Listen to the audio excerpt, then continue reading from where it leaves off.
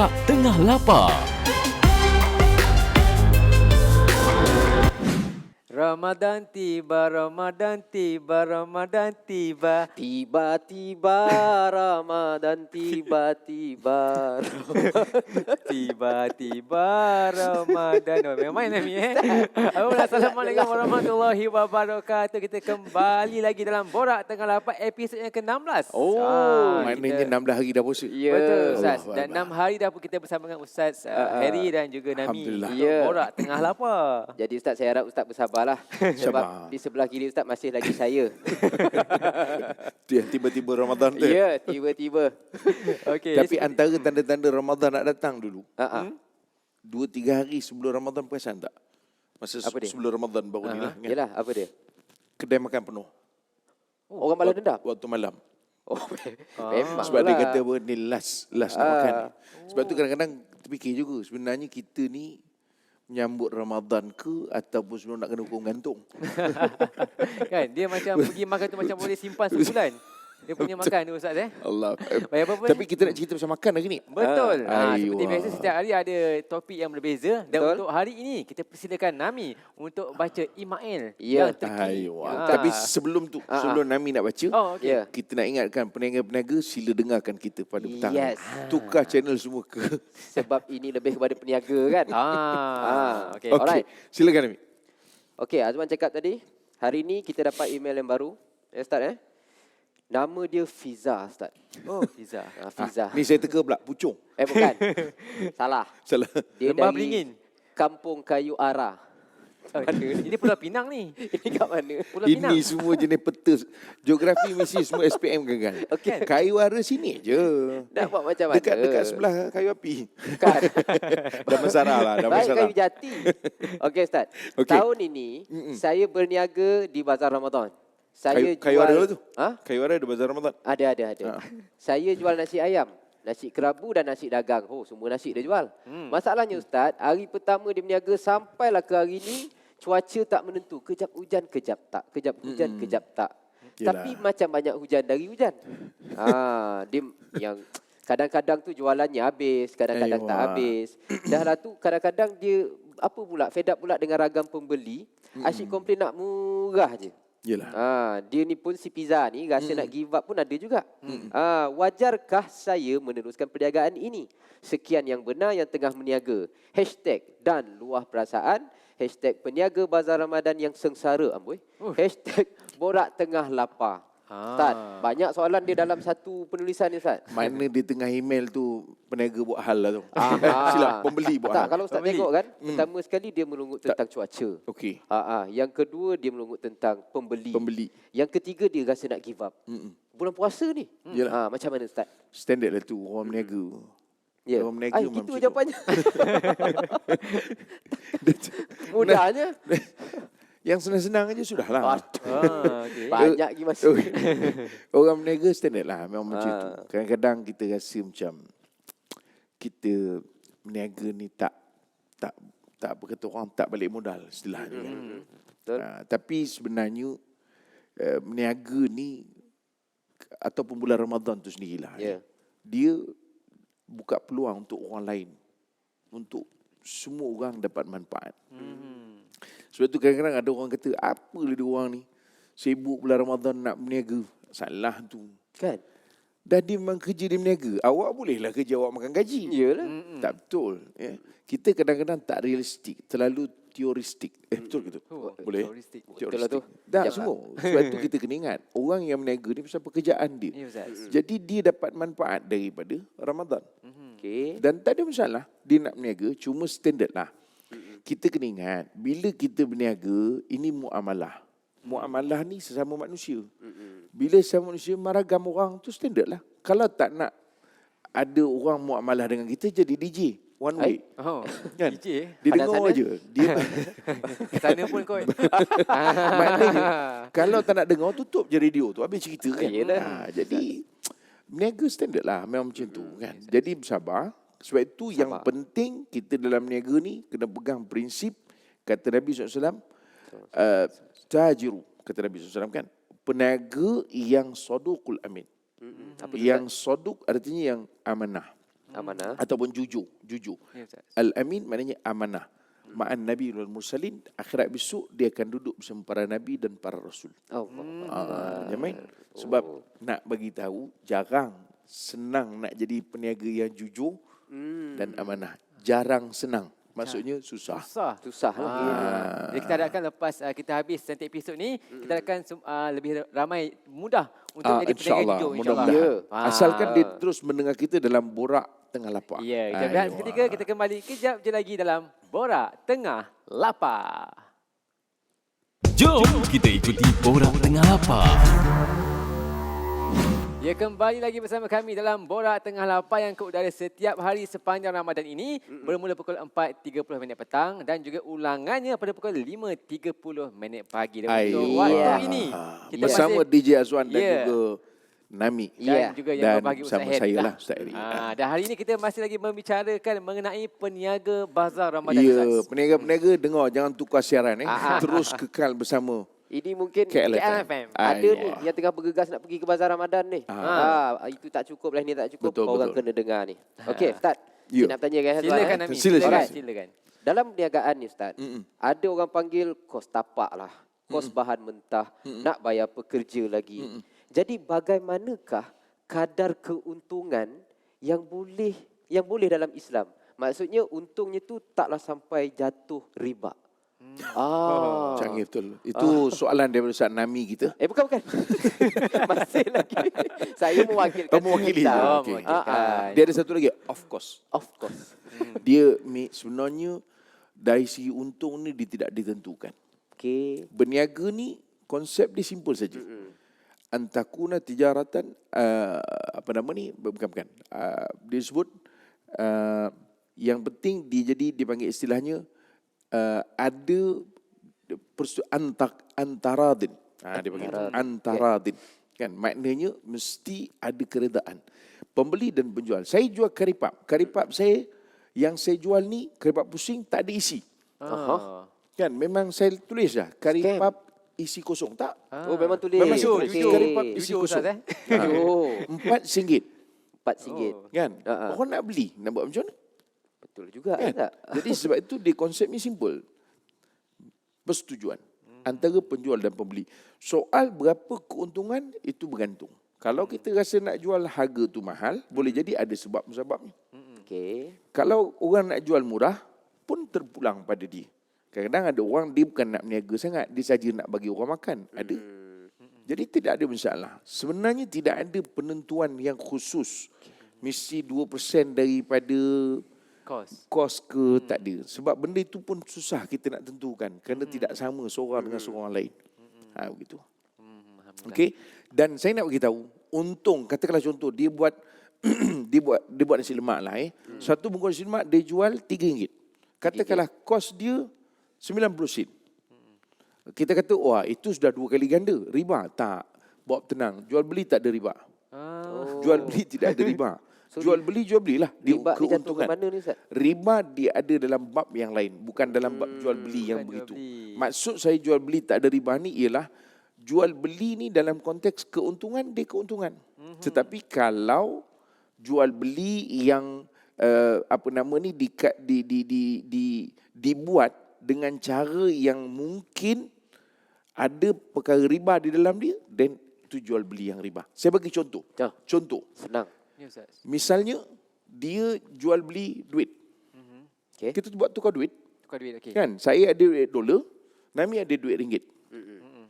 Nami hari ni beli dolar dengan saya misalnya. Susahlah dolar-dolar ni, payah nak pakai duit ringgit je lah. Pakai duit Duit ringgit je. Kita nak raya tak lama lagi. You punya level sampai ke dolar.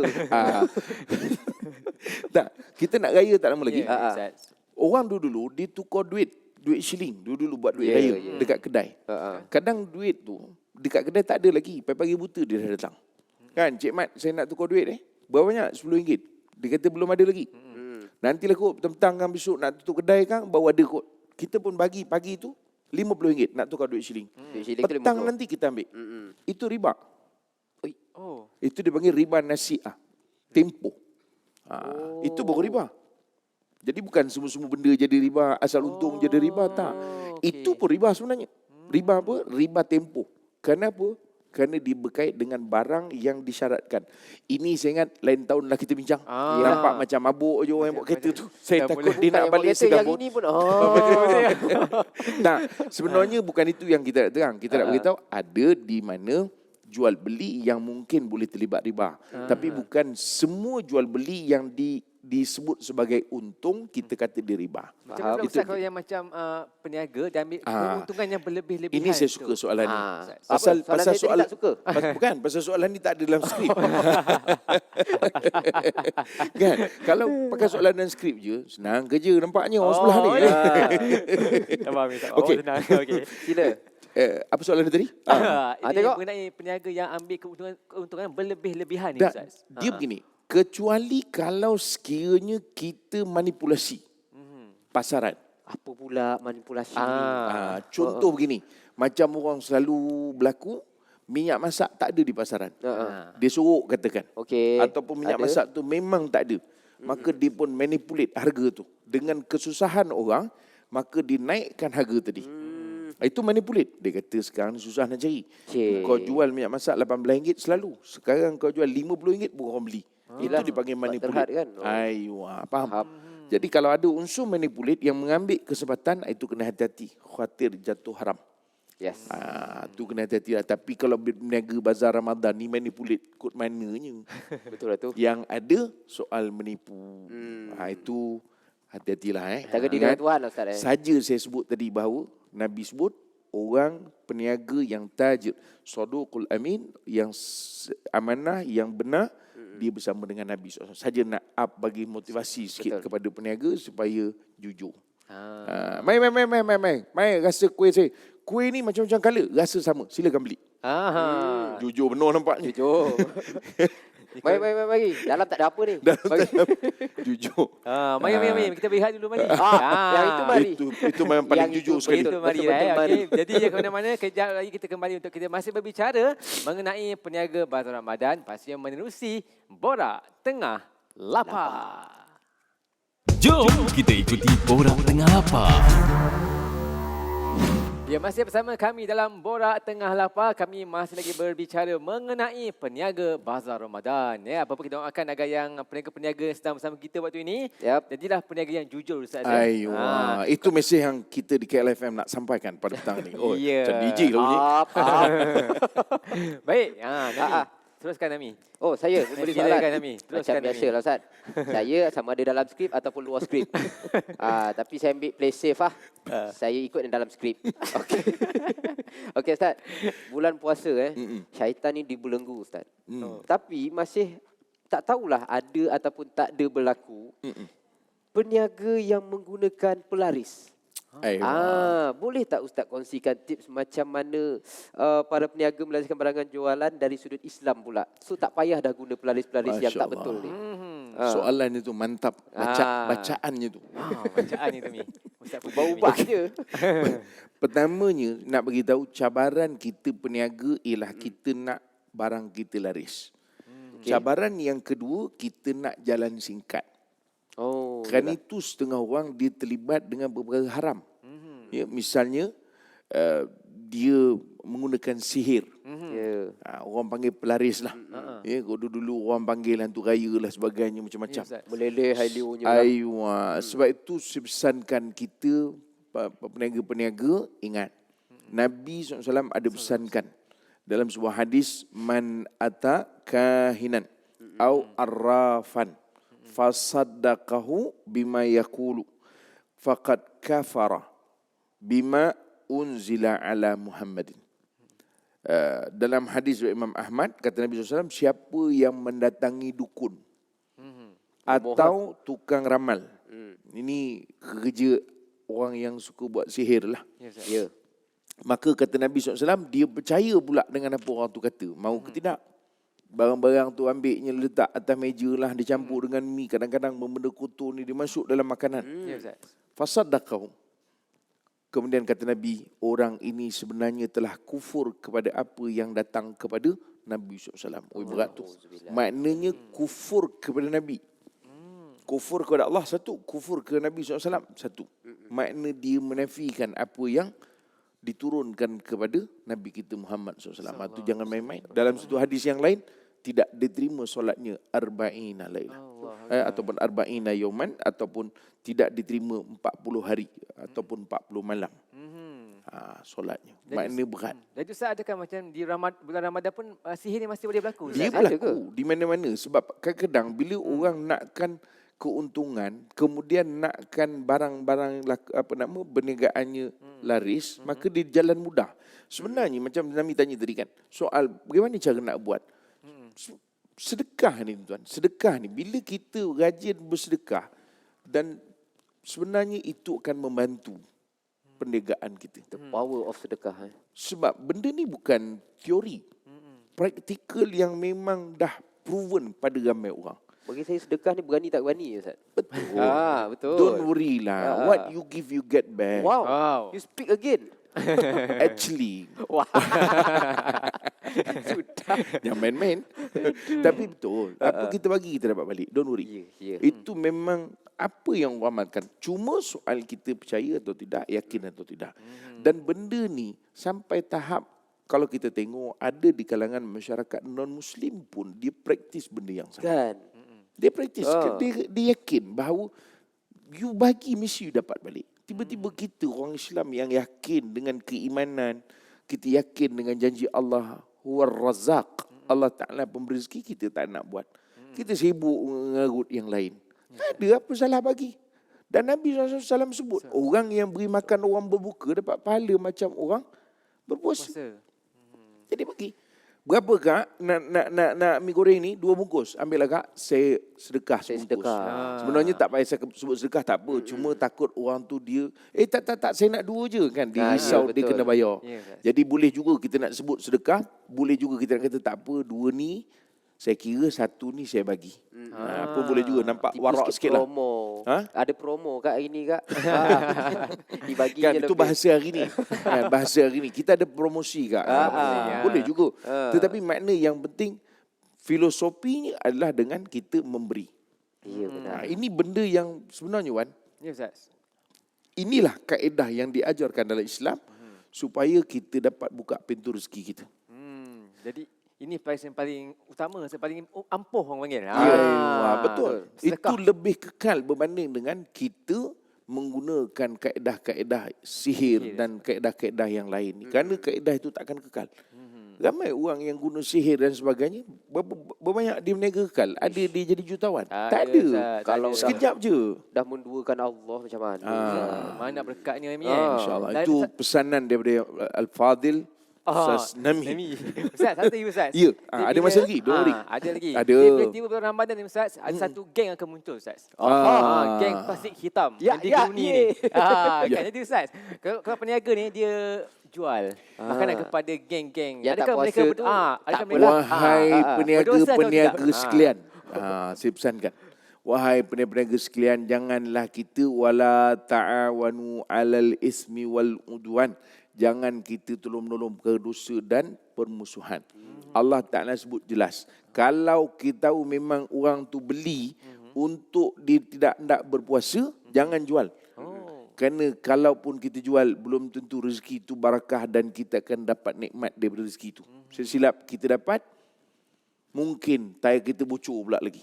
Contohnya. Dengan sebab apa? Sebab kita berniaga, kita pula yang mendukung kemungkaran. Menyupply. Iya. Cuma kalau orang tanya, perlu tak kita interview dia? Tak perlu. Kan? Katalah Nami datang. Pukul 4 petang dah beli dah. Contoh. Kan? Tak payah tanya. Ni nak buat apa ni? 4 petang. Tak payah. Tapi kalau dia datang, dia beritahu, Kak, bungkus saya air 3 haus betul hari ni. Okey. Ni kawan-kawan pun dah tunggu ni, ada kehausan semua. So, kita ini tak puasa ni. Minta maaf saya orang tak puasa, saya tak jual. Dia kata, Kak, saya nak bagi rezeki ni. Rezeki Allah bagi, bukan awak bagi. Rupa-rupanya dia memang dengar kita borak tengah lapar daripada first episode. Up lagi. Okey, jangan tanya Ustaz melainkan dia mengaku dia nak berbuka sebab tak puasa baru jangan kita jual. Betul. Dan nanti kan bersangka buruk pula. Bersangka buruk pula. Baik, alhamdulillah. Apa pun terima kasih Ustaz untuk perkongsian ilmu hari ini. Alhamdulillah. Dan insyaAllah esok kita kembali lagi bersama dengan Ustaz Heri dan juga Nami untuk episod seterusnya pastinya menerusi Borak Tengah Lapar. Jumpa lagi. Assalamualaikum warahmatullahi wabarakatuh. Borak Tengah Lapar itu tadi dibawakan oleh KLFM.